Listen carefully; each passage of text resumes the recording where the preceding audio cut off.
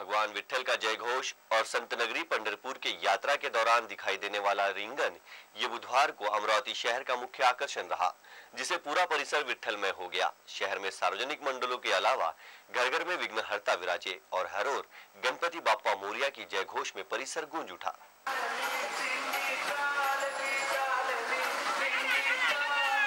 संपूर्ण विदर्भात प्रसिद्ध असलेल्या अमरावतीची आझाद हिंद मंडळाची बाप्पांची मिरवणूक यावर्षी प्रमुख आकर्षण ठरली। तर नीलकंठ मंडळ, श्रीकृष्णपेठ मंडळ, न्यू आझाद मंडळ, राजापेठ स्पोर्टिंग क्लब, रुक्मिणी गणेशोत्सव मंडळ या विविध मंडळांनी आकर्षक देखावे करून गणरायांची मिरवणूक काढली।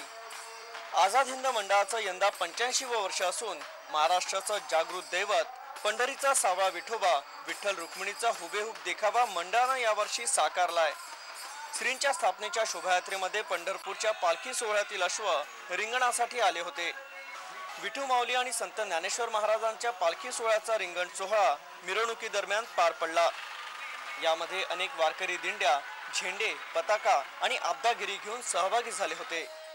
ज्ञानबा तुकारामचा गजर करत शहरातील राजकमल चौकात रिंगण पार पडलं।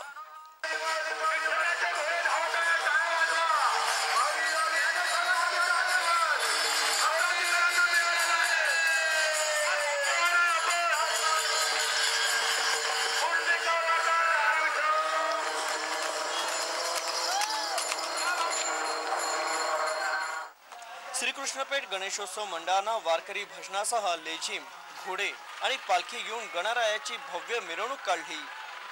मिरवणुकी दरम्यान कायदा आणि सुव्यवस्था अबाधित राहण्यासाठी चौकात कडेकोट पोलीस बंदोबस्त लावण्यात आला होता। अरुण जोशी, यूएसएन न्यूज, अमरावती।